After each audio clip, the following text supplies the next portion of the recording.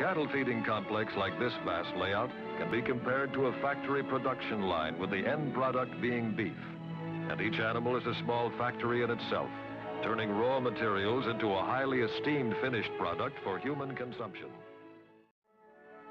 Integrated with the feedlot is the mill where specialized diets are formulated and mixed.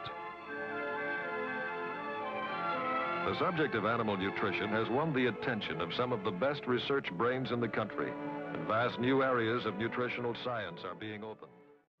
The need for mechanized methods of production and automatic feeding attracted the attention of agricultural engineers and inventors who have increased feeding efficiency while decreasing costs.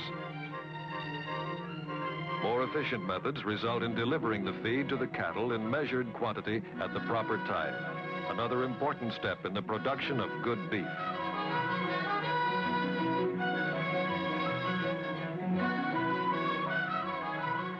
Fence-line trough feeding provides a uniform feeding method and prevents waste.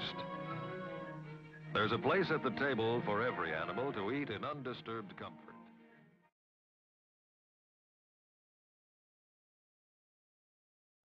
There are many things you hear about livestock production and meat and poultry products that simply aren't true. Now the experts are giving you the true story. So Dr. Miller, you're a beef production expert, and consumers tell us that they're concerned about hormone use in beef production. Is this a natural practice? All beef has hormones, just like other protein sources.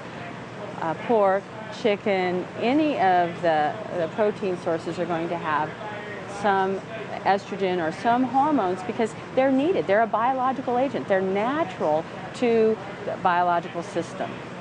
If you tested beef from cattle that are implanted with hormones and cattle that have never had hormones, what would the difference be in the estrogen level in the beef? Well, first of all, you would find estrogen in both of them. But the animals that have been implanted with the estrogen have a slightly higher level. Now you say, what is slightly higher? Think about a football stadium.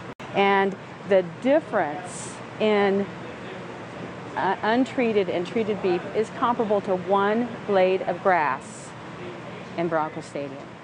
It's so small.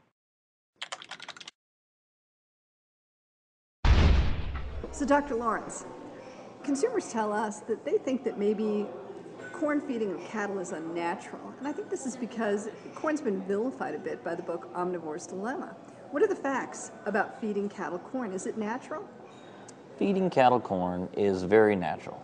And I'd like to point out that all cattle eat some form of roughage, a grass diet, somewhere during their lifetime, predominantly up through the feeding period. One thing I'd like to also point out is that cattle have a personal nutritionist when they're in a feed yard, providing a well-balanced diet with all the protein, carbohydrates, fats, vitamins, and minerals that they need to grow and maintain a healthy lifestyle during finishing period. Cattle that are not in a feedlot don't have that well-balanced, fortified diet and very rarely have a personal nutritionist watching over their daily intake. So let me ask you, if you sent cattle into a pen and gave them a choice between eating grass and eating corn, what would they choose? Oh, most certainly corn. In fact, I know a Texas panhandle cattle feeder who actually tried this experiment at one of his feed yards just to see what would happen. He took a group of cattle, all from the same location, and split them into two groups. One group was confined to their normal feeding pen and fed their corn-based diet. The second group was in a pen at the edge of the feed yard. The gate was open and the cattle could roam out into the grass pasture as they pleased. What do you think they did? What'd they do? When the feed truck came by, they went immediately to the bunk and ate their corn-based diet, and then at the end of their consumption, they'd go lay in the grass. So Dr. Swanson, sometimes consumers see an undercover video shot in the plant that can be very unsettling, and it can leave the impression that this is how all livestock are handled nationwide. Can you shed some light on this? Yes, I think it's unfortunate when we have this sort of video that is shot within in a plant. We capture behavior that may be not in concert with what we expect, both legally and also professionally. However, we do have a framework in place legally to be able to handle those types of incidences. It should be reported immediately. And then USDA, other officials would be enacted to investigate and properly address those issues for the plant.